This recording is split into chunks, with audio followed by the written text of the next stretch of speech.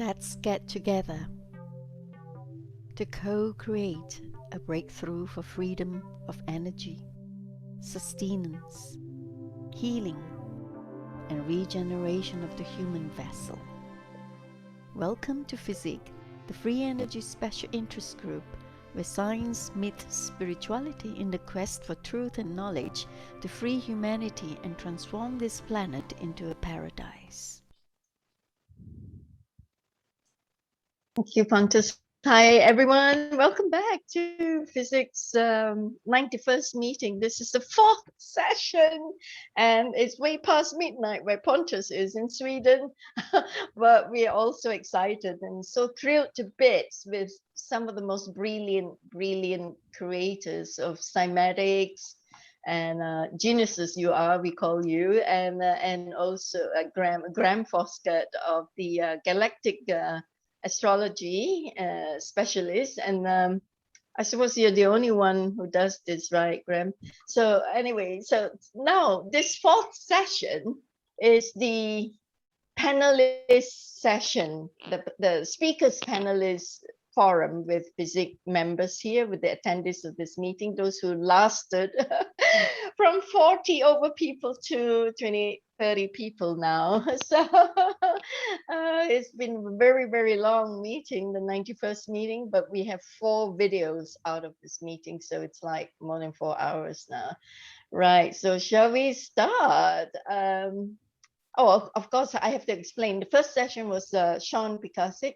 Pontus, can you put, on the screen share? Yeah. Oh, cool. Yeah. So we see the agenda here, 91st FESIG meeting, not 90th. The first session, we had cymatics researcher Shawn Picarsic talking about cymatics being the gateway to source. Okay. And then we had the second session, another researcher of cymatics, David Schiermeyer, saying that is the evolution of consciousness, and all the demonstrations were so fantastic. We're thrilled to bits, as I was saying.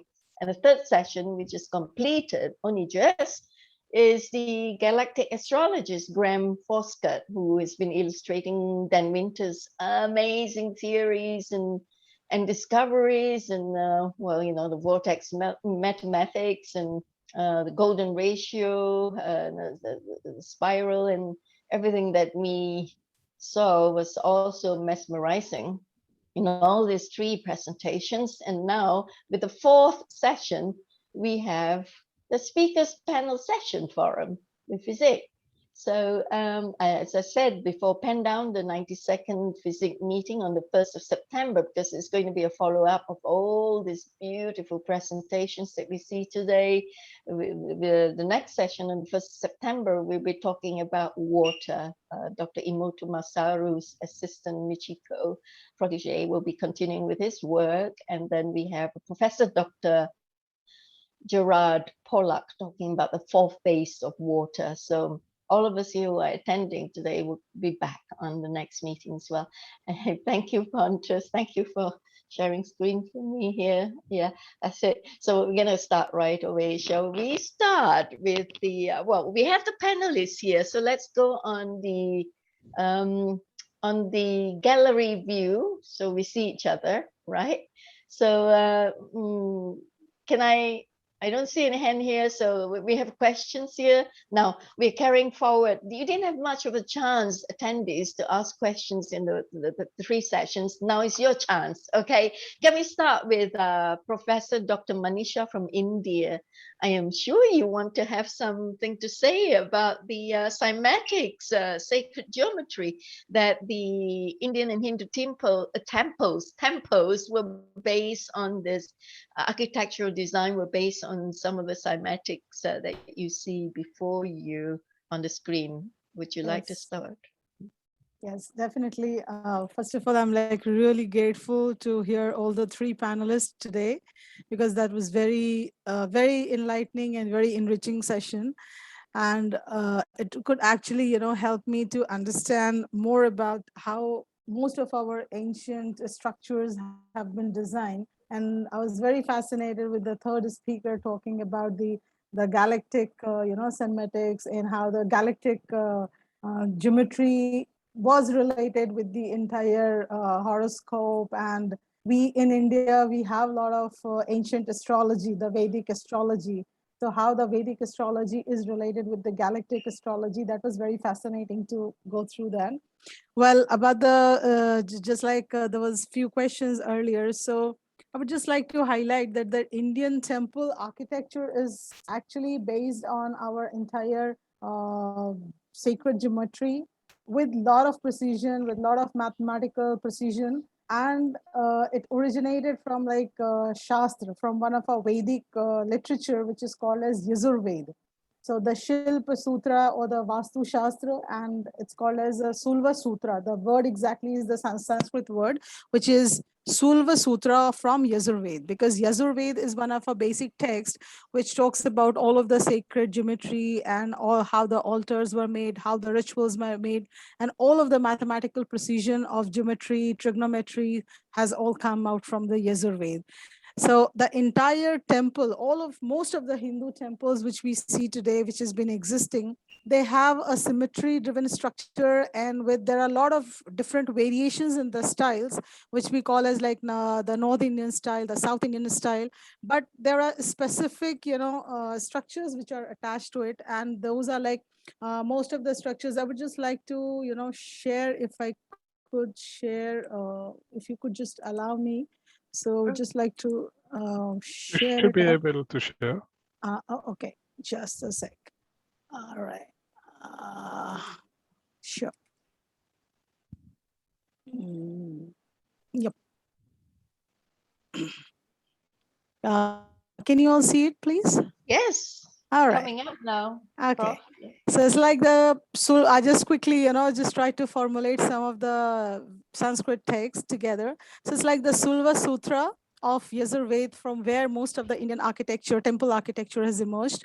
And all of the Hindu temples, they have this one common form, like which is called as Vastu-purusha-mandala. Like this, most of the temples, they have the basic structure, which is known as the Vastu-purusha-mandala. And this Vastu-purusha-mandala is basically, Vastu is the basic geometric design, and it has a very important three Sorry to important parts. interrupt. Vastu is the sorry, Vastu, Prof. Vastu is the Chinese feng shui, isn't it? It's a geomancy. kind of, but Chinese feng shui is somewhat different in the cardinal directions. So we have basically the opposite cardinal directions. The Vastu Shastra has different directions, significance of the different directions, but feng shui has some of the directions where the corrections can be made by putting up some of the different artifacts, or by using some of the corrective measures. But in Vastu Shastra, basically what we have in our ancient text in the Sulva Sutras, it says like it comprises of three major portions, and Mandal is there, which is like the entire on the top of the temples we have the shikhars or the mandals, and that is the circle which is there in every temple. You find a square, inside the square there is a circle, and Purush means the supreme Parabrahman or the supreme universal power, which is there, the basic essence at the Garvagriha, which is like the sanctum or the main inside the temple, which is the main core area. So that is where we call it the Purush is placed. That is the Garvagriha or the main important part. And that is where, the entire energy is generated. So in every temple, you would find the first is the square. Then inside the square, there's a circle. And then inside the circle, we have this kind of, the flower of life, or, the Cymatics, what we call it. So the top or the edge of the symmetric is where we have these vimans or the shikhars. All of the temple style of India, either they would be called as the shikhar style, which has a top, I just try to get some of the pictures, like this kind of a structure you see, where you have the top and the edge, we have the pyramid structures. Then these are called the Nagara styles, and this is like the Gumbad style. Gumbad style is where you have the cylindrical kind of a thing, but here it is more of a triangle or a diagonal kind of a pyramid. And this Gumbad style, you have the round circle at the top as well. So all these different styles are basically nothing but symmetrical or mathematical equations, which depicts actually the pyramid structures. And they have like mandapam is there, like this top edge is called as the mandapam, which generates or emits the entire energy force, which is generated in the Garbhagriha, the main sanctum where the main deity is placed. So this is how, like, all of the temples, they represent a very important symmetry. And the major important, the essence of all of the in Hindu temple is which reflects our different purifications, like the purifications of the fire, the purification of the water, the purification of the air. And it all represents our some of the core principles of Hinduism, like the four basic, we have somewhere I have written it, the four basic purusharth, like they're the four pillars of our life. And those four principles or the pillars of life, we call it as the dharma. Like here is like dharma. Dharma means whatever we follow in our daily rituals, our daily life, the core essence principle is called the dharma.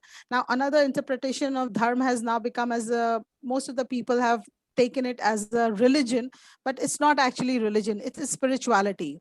So dharma is basic, the spiritual essence of our core Hinduism life, based on our virtues and ethical principles. After dharma, we have the earth. Like first core principle is that we have to follow the dharma. And after dharma, once you start practicing the dharma, then the earth comes, means the monetary or the economic pursuit of the life, where we have the prosperity, wealth, and the material life. So this is like the dharma. It represents our spiritual essence of our core life. Earth is the material aspects of our life. Then the third very important principle of Hinduism, which is also, and all these four principles are depicted in our temple structures. So the third very important principle which we have to follow is like the pursuit of calm or the desires, because entire essence of our life is based on the desire. So this is also a very integral part of our Hinduism philosophy. And pursuit of moksha. So like the entire principle of Sanatan Dharma of Hinduism says that all of these dharma, artha, and kam, all these three principles are followed only because we want to pursue the principle of moksha or liberation, because that's the ultimate desire, to get the freedom or the salvation from the life cycle of birth and death. So in the temple structures, the square is that represents our principle of dharma, which is the outer circle. Then inside that square, we have the circle of the earth, which represents some part of our material aspects. Then inside the third circle is where we have the Garbhagriha, means the basic sanctum area. That's where it tells up about the moksha, liberation from kama, means the liberation from the desires, and getting into the practice of salvation. And that's the ultimate realization, which helps us through our self-knowledge, wisdom, and acquiring all of the different pursuits in life. So these are the four purusharths, chatur purusharth we call it in Sanskrit, or the four purusharths, which is based on our different principles of Hinduism. So all of these principles are represented in our Hindu structures, and every temple, they are more or less, whether whatever designs, whatever structure they follow, but they are in mathematical equations which have a very important symmetry of representing the entire cosmic energy, which comes as a transference from the universe or the cosmos, gets down into the sanctum area, and then it activates our kundalini energy or the chakras, and then again the kundalini energy rises up, which is like Pentecostal fire, and then it goes up to the crown chakra. So that is very beautifully in one of the illustrations I mentioned that the seven chakras were already mentioned there, like in that human resonance figure, which was shown us, or the picture of Picasso, which was, yeah. So all of those 7 chakras are there, which is part of Maharshi Patanjali in the Yoga Sutra. One of a very ancient text of yoga and meditation is called as Patanjali Sutra. Yeah. So Maharshi Patanjali, the Rishi, the sage Patanjali has already mentioned that these are the 7 portals or the gates which every human has to cross, and it is as above so below, like as above so below. So whatever is there in the cosmos, that entire doctrine is there. That entire doctrine is also meant in our each single cell, and that is how every single every single human tries to get salvation one after the other. It tries to reach out the different portals of the different chakras or the energy centers, and then ultimately once we get down from, either we come from the top, like from the crown chakra to the basic chakra, the Muladhara, or from Muladhara you go up to the crown chakra. So that transference of energy when it starts, and from Ida, Pingal and Shishumna, the transference of energy happens. So then that's how the moksha and Dharma gets activated. So these principles are represented in a Hindu temple, and this is why the symmetry, we found it all across the same. Thank you so very much for giving this. Thank you, Prof. One of these days we must get you in to speak at FESIG in detail about Thank you this, so as very well much. as what Will is asking.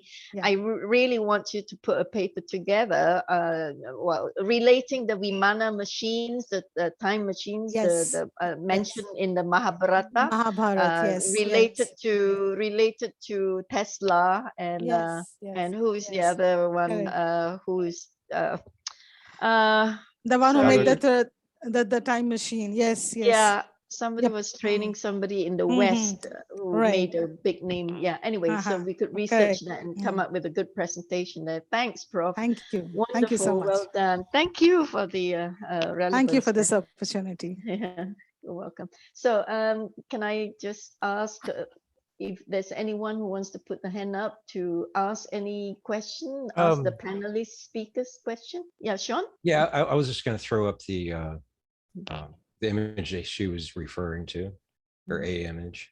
Yes, please. So hold on a second. Find it here. Yeah, I don't have the chakras, but you can see that the cross sections fall. You know, of course, sakura, the heart, and then you have the third eye, and then the crown chakra, and the root is on the bottom.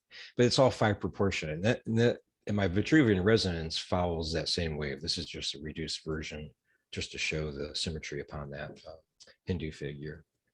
But what's interesting, what she referred to is that there's this embedded information in their temples, and it's all geometric and it's all mathematical, and it's the same thing with their figures, also the statues. There's certain 5 proportions, and they reflect what's in, I believe, what's in our body. The chakra positions are in 5 proportionate positions through our body from head to toe. I believe that's so. I mean, even that, you can even see the hand position of the mudras fall upon the vortexes of the golden spirals. I mean, that's not coincidence that they're placed there, along with the alignment of the grand circle of these 2 golden spirals. So I think it's very significant. It shows a strong fractal existence of structure and geometry, ethereally, physically, and then we've somehow picked it up and have become attuned to it throughout thousands and thousands of years. You can see it in ancient architecture. I think they were more in tune with it, feeling it in an intuitive way, and then they expressed it in the only way they can, through our eye and observation. Beauties in the eye of the beholder. We see these things. They just come out. You can say pattern recognition. I think that's inherent. It's intrinsic within our DNA. What we're really seeing is we're looking back where the Akashic records and the knowledge therein is actually looking back down, literally etherically, through the DNA helix in an orthographic manner, and you'll see these same patterns. And just like Dan Winter and Graham showing, that ratcheted dodecahedron produces all of the sacred geometry when you look at it in a specific way. That's looking down that kundalini spiral. And it's really fantastic. So that the simple image actually contains a tremendous amount of information if you look at it in all different kind of perspectives. So yeah, I just wanted to get my little input on that part. I think it's Well, thank you, Shawn. fantastic. Yeah. Shawn, did you draw those lines These, well, to relate to the yeah, that's, alignment well, that's of the mudras and the no, chakras? The well, no, golden. those two spirals are golden spirals, and they're emanation lines. All I did is put two. That's one of my discoveries, is the double golden spiral. When you put them in this configuration, they produce this linear arrangement that aligns upon the chakras, but also shows you these other synchronicities, like the mudra positions on these. And I can take the same overlay and apply it to many things, like Vitruvian Man. The Great Pyramid actually has the same symmetry. The Queen's Chamber would fall upon the navel. The King's Chamber is right up there where the heart chakra is. There's and you see that through all of ancient architecture, not just Eastern, but also Egyptian and even South American. When you're looking at Mesoamerican pyramids, they have the same intrinsic sacred geometry with I it. know. If you don't mind, I want to share screen as well. Since you're talking about that, I would really love to share screen very quickly. This one, look at this. Was the year date we first started to share this on Facebook? Then I picked it up, or was it Nassim Haramein? Can you see on the screen the sacred geometry? Yeah, it's a Buddhist temple. Yeah, kind of like Cymatics as well. It's modern and beautiful. I think there's a difference between ancient architecture and modern architecture. I mean, we've learned to forget things that are more inherent, fundamental, and have added our own ego upon things, generation and generation and generation, and we've kind of thwarted and distorted what the true geometry of how structures should be built. I mean, if you look at the Great Pyramid and even the Egypt Hindu temples, they like she mentioned, there's only a few fundamental principles that they abide to, and there's ad lib, and there's there's more ornate appliques applied to that, but they abide to just a few different principles of geometry. And I think we tend to meander now. Like even this image, it is beautiful, but I wouldn't say that it's reminiscent of a cymoglyph, because it's more fractal. It's a fractal architecture. It's beautiful design. Yeah, it's more like to me, looks more like a plant. It's in Thailand, Samut Prakan province. It's amazing that we still achieve things like this. That's what I want to see. Really, is we've kind of left the strictness of our building. It's like it used to be critical. We would die if our structure wasn't built sound and then keep the water out. If you could locate that very quickly, the Cymatic designed township in Italy. It's quite sure. Yeah. That'd be cool. I was going to say, can we bring in either David or Graham to comment on the stuff that definitely sure give them a shot? Thank you. So while Shawn's looking for that, David, would you want to speak up? The image of a little bit. Why don't you go ahead, Graham? Graham? I was just thinking the Hindu statue that was on there a moment ago. That applies to Hindu dance and Balinese dance, where their mudras and the way they're moving are directly related to the geometries that they're expressing with their movements. It keeps the memory alive through time, and it embeds them in the fractal through the dance movements. The Thai architecture is quite similar with Hindu architecture as well, isn't it, Prof Manisha? Yeah. Southeast Asian, like the Angkor Wat. Yes, Angkor Wat temple. Yes, I was just remembering that. Yes, Angkor Wat temple. Oh, there you go. Yeah. Hey, Shawn, you got it.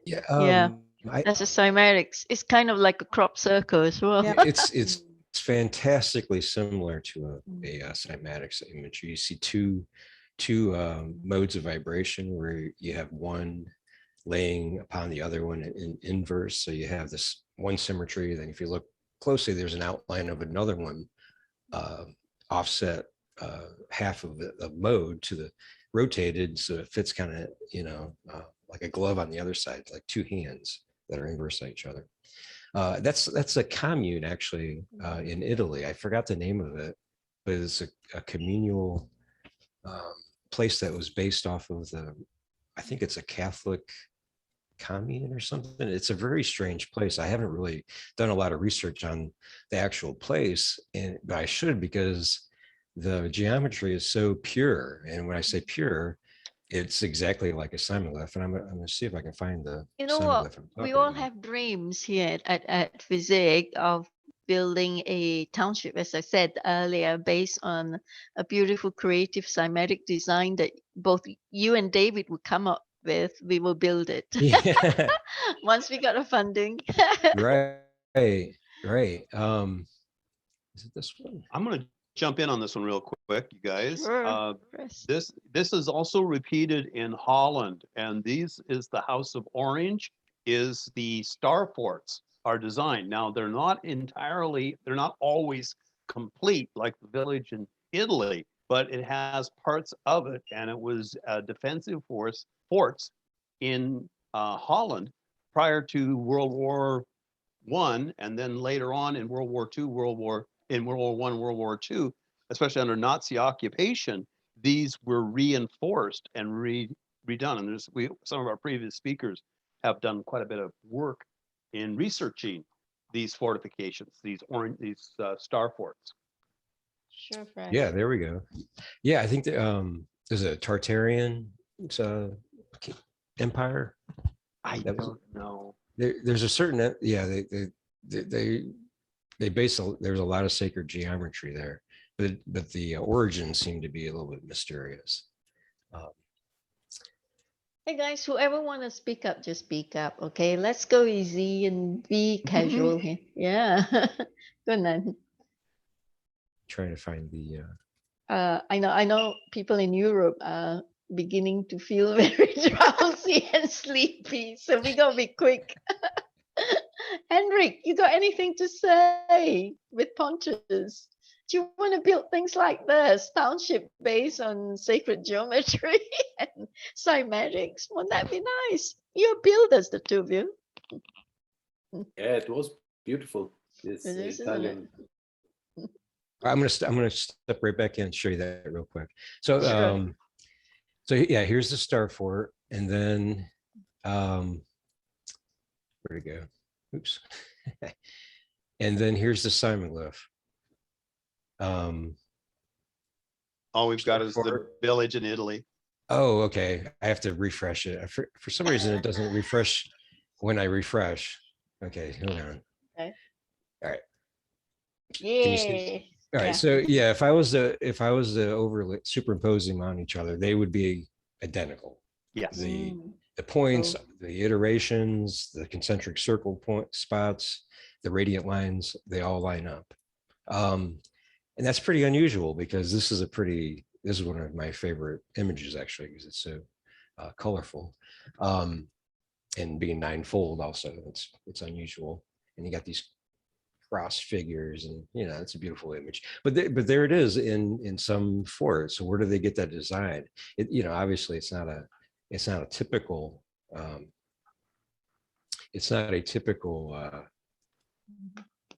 design. I mean, it's much more elaborate than most, I would imagine. Don't you think? And it's unusual. It goes to 6 in the center. That's kind of strange. It goes 6 to, so you have 6, 9, and if you multiply that, you have 18. So where's the 3? 3, 6, 9, right? And then 12. 6, 9, and we need a 12 as well. Yeah. Can you see that? Can you guys see this new image? All right. No. So who else is on here? Ask some questions. Yeah. Where's David? Where's Graham? Come on, let's be casual here. Yeah. Who else? Will, you want to speak up, or you don't have a microphone? That Will had a microphone. How about Brian? Our Brian's pretty quiet. I don't. Yeah, I have a microphone. Oh yeah, Will's got a microphone. Yeah, I've had it Brian turned is off. here with another name. Trisha, you got anything to say?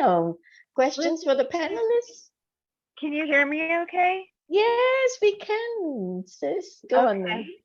I had lots of trouble dropping in and out, but yes, I have a question, and I'm not sure if it was covered because, like I said, I dropped in and out several times, but wow, what a powerful punch you've packed, all of you.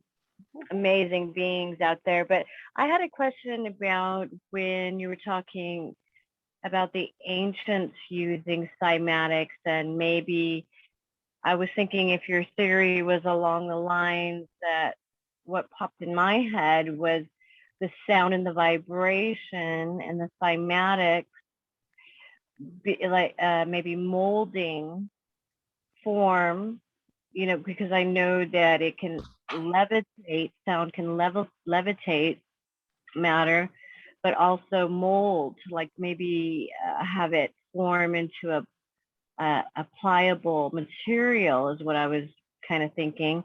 And then maybe they use some sort of, I don't know, maybe a 3D printer, or how that philosophy works.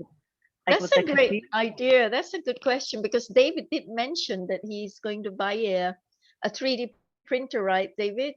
To print out Yeah, his. I already have one. I just bought one. So I've been doing my own pans right now, just my pan sizes and things like that.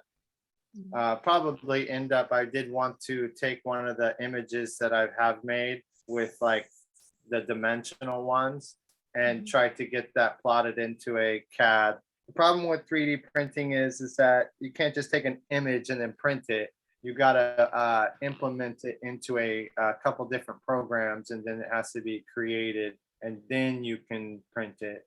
So it's a little bit different, but you can take images and kind of scan them and make them 3D.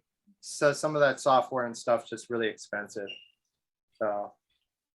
And what were the, What's I was that? wondering, in addition, I was wondering if anybody had any theories about how the ancients used it, if they used cymatics to mold information because of the, these are outrageous, or does Shawn, who's a builder, know anything about how these cathedrals, pyramids in India, et cetera, that are quite ornate, like mandalas, how those were formed?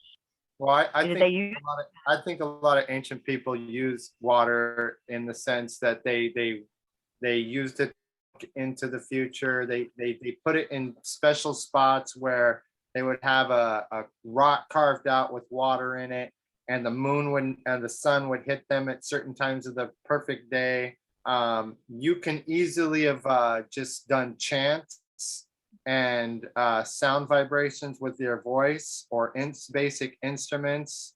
I know in Africa they used, there's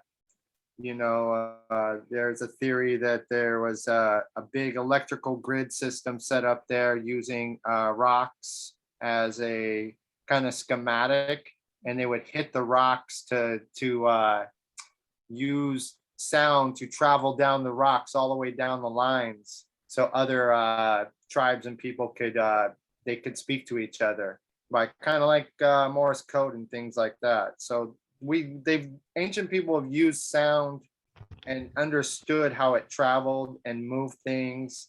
There was definitely pictures I've seen from like India and stuff like that, where there are large amounts of people playing big instruments and pounding on the ground, and they can literally move things doing that. Just like how the pyramids were being built with the vibrational frequency to lift the stones, huge big stones. Is that how it's been built? I don't know about so much of that kind of stuff. I really think like a lot of manpower was put into it. frequencies are strong, but in order to have extreme lift power, the mechanics behind it are extremely, it's almost like the easiest way to lift something really heavy is not for it to be heavy at all. This is where if you go to David, if you go into our FESIG channel, YouTube channel, you look up for this video that we did for Jason, when Jason Shuka speaks of the light system. He had an ET person talking about how the pyramids in Egypt were built, or the pyramids all over the world. There are 144,000, okay, and in the galaxy or something, or on the planet itself. I can't exactly remember, but if you look at that video, it's quite fascinating. They were describing, the ET was describing with the cellular memories of the many past lives here on the planet, and in ancient Egypt, how they lift those stones with frequencies, levitating the stones up, because it's impossible to lift it. It's too heavy. Well, So that is a technology. It was like how I was explaining with plasma. If you can take the electrons, you excite electrons in any material, you instantly are attaching the electrons to the atmospheric electrons. Now, when you're doing this, you are using the kind of earth energy in the sense that it's excited the material enough to become one with the electrons around it. In other words, it's weightless. There is no more weight to, these are like the experiments that John Hutchinson's done, where he's taken high voltage plasma and frequencies and molecularly taken apart steel, lifted up bowling balls in the air. Basically what you're doing is you're really exciting the electrons of the exact atomic frequency of the material. Now the pyramids, for example, were built out of limestone and a crystalline, and I'm sure some other kinds of metals were inside the material itself. To excite any of those materials, and they all attract electrons tremendously, you could have a type of easy technology that the pyramids itself could have been generating just from solar energy, collecting heat.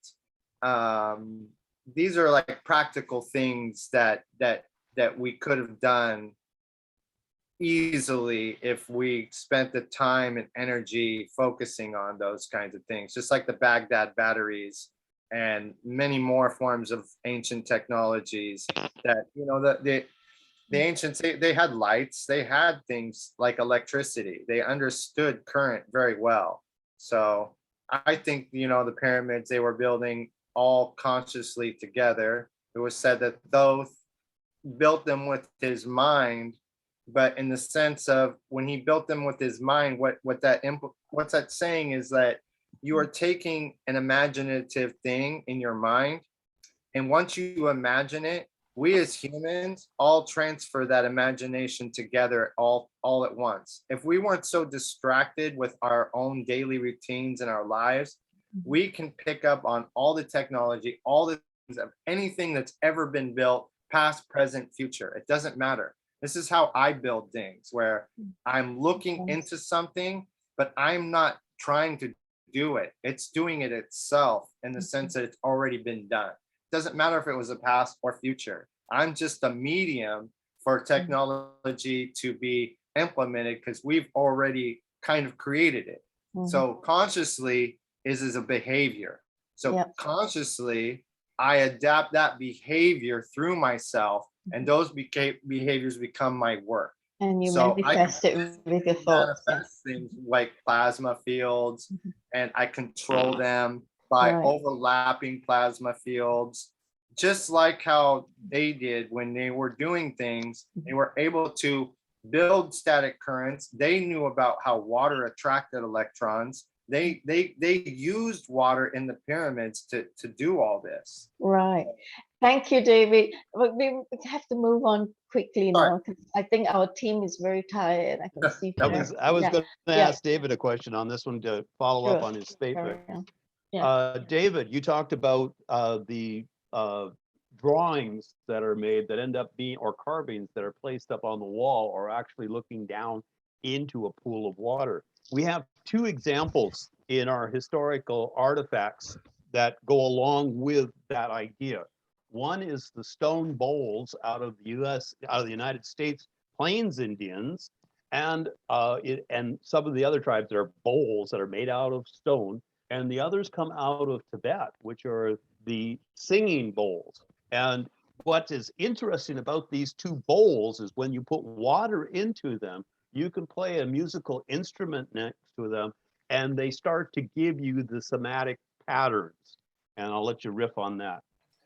Yeah, I think this is the same thing we talked about, how we're using the frequencies and the material itself resonating each other. And when they understood a lot of this is what allowed them to move things or create the ability to move things, is that they already understood that material can be moved, it can be fluctuated.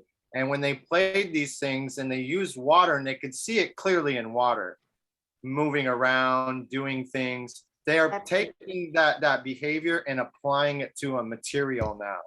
And it's alive. It's got consciousness and intelligence. Yes, you've proven that. Thank you, David. Yeah, so I think that they understood how to move material and absorb materials' frequencies to manipulate a lot of materials. Like you'll see that they could have melted metal and formed definite things in ways with cymatics, not like as detailed, because I've melted bismuth and, done it on cymatics where I'm on a super hot plate with a bowl and I melt bismuth in there and I add the frequencies to it, and then I let it cool off really slowly. Now, one of the things with solid materials is once the vibrations start to kind of like they can't move through the solid material anymore. So what happens is if the materials start folding on top of each other, they don't actually create cymatics because it's not a fluid material like that. But it's interesting because soldering, like from soldering iron, it did form a little bit more patterns because it dried faster. So a material that could be liquid and then dry instantaneously can form a lot of imagery. Shawn did a lot of experiments with freezing water with his cymatics. So he made I didn't show you that. He froze. Yeah, I discovered ice cymatics. Yeah, so it's like freezing the air particles in the same exact patterns as a cymatic.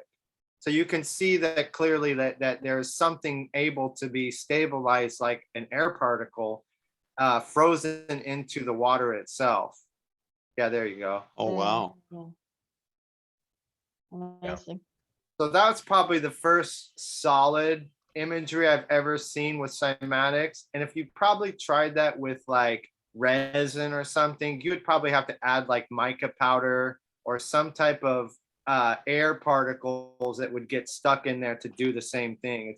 The problem is as things dry, they harden slowly and wrinkle on top of each other, whereas water can become solid and not fold on top of each other, freezing information into itself, exactly like what Shawn did. Wow, that's a great experiment, Shawn. Yeah, that was another one of my dreams. Got up, built a machine, and it worked. Wonderful. First time, nobody else has ever done that. Yeah, I've never seen it. Yeah. Only the Akimoto stuff of frozen water and sound, but they're actually using a whole different system to do what they do. Yeah, it's based off the hexagonal crystallization. Yeah, they're flash freezing vapor water, like basically. Mm-hmm. That's why it crystallizes. Oh, thank you, David. Shawn, okay, I was just wondering whether Larry has got a question. Is Larry still there? Do you want to speak up? If your microphone doesn't work, it's all right. We move on. If it does, then just unmute yourself. Okay, so who else? Giving everyone a chance to speak up before we close. Okay, so Kimberly, you wanna say something or ask a question? Or Scott? Scott, are you ready, Scott? Yeah. Quick question. I'll show you. I'm going to share a screen to just show you the similarities with what I was saying before. And Yeah, you gotta be brief Manisha because to go in a little bit yeah, more yeah. about what she was talking about, as far as if she knows anything about the hollow places where water was, or coils that are in the top of those structures. But this is just, can anyone see my screen? This is just a clip from the 5th of November, the movie. You see how they're talking about the particles, they know what color they're going to be. So you have very similar studies here going on in the human brain with what you fellas are doing. So when I was addressing this to David before, Shawn, also, I didn't know you before today.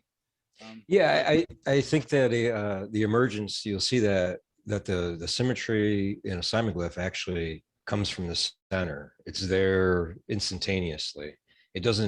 It's not a resonance pattern that we're seeing. It's an emanation of information.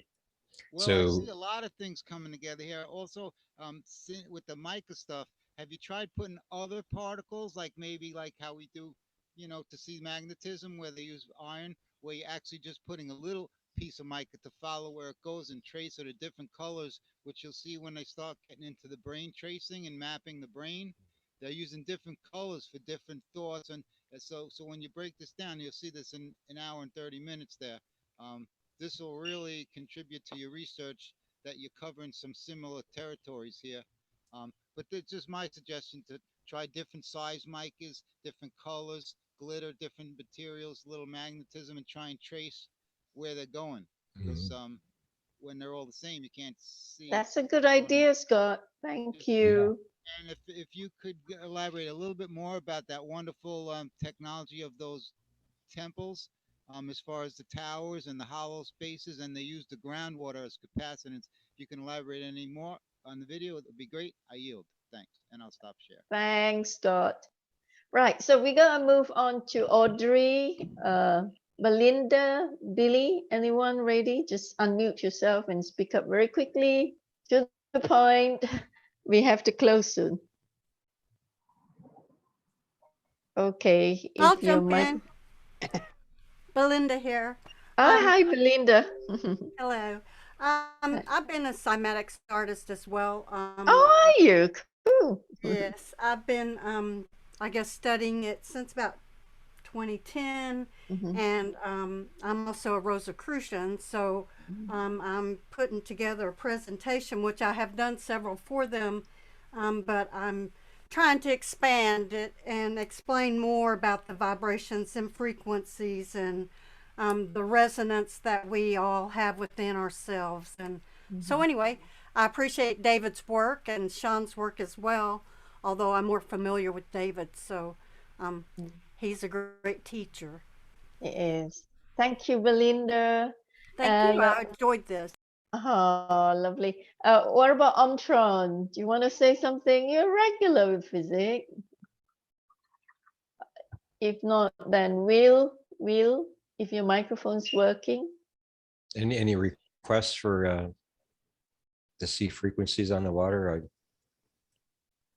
Anybody want to see 30 hertz, 64 hertz, 108 hertz? And then we got to close very soon because it's very, very late for Pontus and Henrik and those in Europe. Yeah. We're just getting our second win, aren't we? Graham has gone off. I was going to ask him to have the last say. Yeah. Go ahead and show it, what you've got there, David. Yeah, go on then, Shawn. Is it David or Shawn? Oh, Shawn. okay.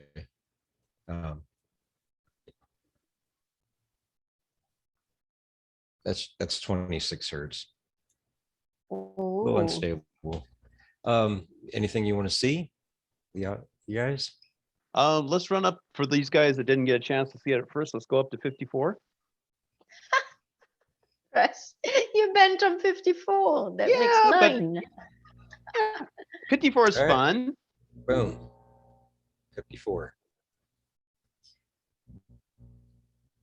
Yeah. That's your 54, bro. Hold on. I gotta Let me take a little bit of water out. It doesn't seem to want to sit still on me.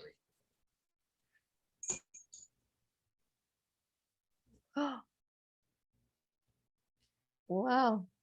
It, It just needs your touch, Shawn. well, yeah, you know, a little bit of touching the water does affect it actually. Because it pulls from your soul signature as well. We can. So what size is affect- your pan that you're using, if you don't mind me asking? This one's about 1.25 inches Okay, in thanks. diameter. Yeah, I have it. I have the water's a little high. It's doesn't seem to want to sit still at the moment. Oh, it's still morphing. Yeah, it is. Oh, what happened? I got 54 hertz going right now too. What size is your pan, David? I'm just using a water bottle cap, so it's probably So about 1 inch, 3/4, yeah, 7 probably eighths. about 1 inch. David's like a Dorje Tibetan prayer wheel. Yeah, there's some tree in there. I don't know if you guys could see it going on the I can inside see it. of it. I might be able to adjust the lighting a little. Okay, so let me. There we go. We got see, there we go. Well, because Shawn's sharing screen, right? So Yeah. we Yeah, can't see your Yeah, statement. go ahead. I'll shut mine off. Mhm. Okay, go ahead, David. Go ahead, David. Is that 54? Is that your 54? Yeah. Different. Yeah. Yeah, it is, and David mentioned that earlier. Certain frequency does not equal certain geometry. In no case does it that we are aware of. Now, maybe down to the Planck scale, perhaps, but there's no way for us to observe a standing wave at that scale. But in all real rational, reasonable experiences, we cannot say that 432 hertz is 6-sided. We can't. There's no possible way that we can say that. Yeah, because It'll be if I different. were to change this, it would be different. Yeah. So, friends, that's your sacred 9, 54. Again, again, yeah. The ninefold, not his. Nice. Yeah. Yeah. Ninefold's usually really good. 108. David, can you put that on the full screen for us? What's the Is it smallest clear? one you can get? Like, can you do it like little crack vial caps? Do it outside the police station and make some viral videos? Yeah. Kind of frequency, yeah. Sure. Here we have 108. The same pan.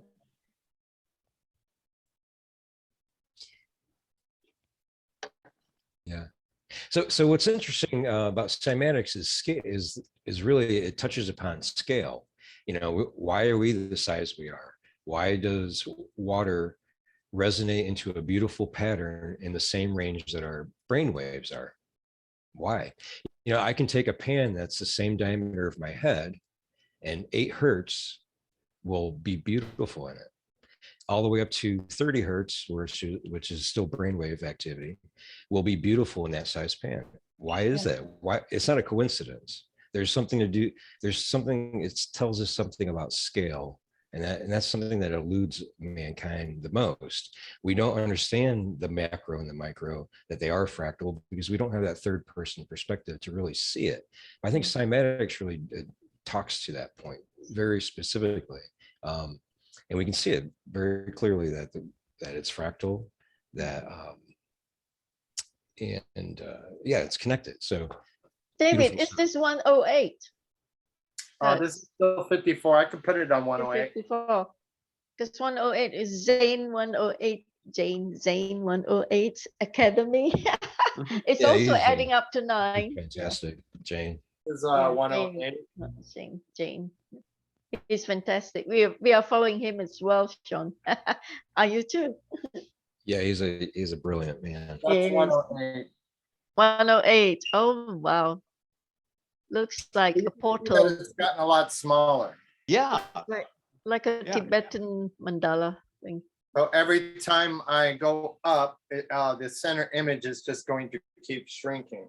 Okay. Gotcha. So if I go up higher, we'll see that these images will just start getting smaller and smaller. Right. Well, I did promise, guys. Sorry. I mean, everything that's good has to come to an end. I'm Oh, sure. afraid because We could play with we can't- Cymatics. Yeah, we love it. We I'm love thinking it about so doing much. a live We like, will 24-hour invite you to broadcast. our R&D meetings one of these days, the two of you. You know, we love it. We want to play around with that, with the sacred numbers. Yeah, Pontus, what do you think? Have a sleep. Okay. So thank you. Yeah, thank you so much. You can stop sharing screen now, David. I think we have to end this fourth session now, as I promised. It's getting to 1:30 in the morning, where Sweden is, where Pontus and Henrik is. Sorry. Okay, so Billy, sorry, we didn't have a chance to ask you to speak up. We can't cover everyone here, I'm afraid. There's not much time to do that. Right.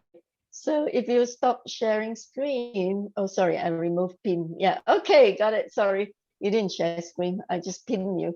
Right. So if there's no other business, now this fourth session of our 91st FESIG meeting is now adjourned to our 92nd meeting on the 1st of September.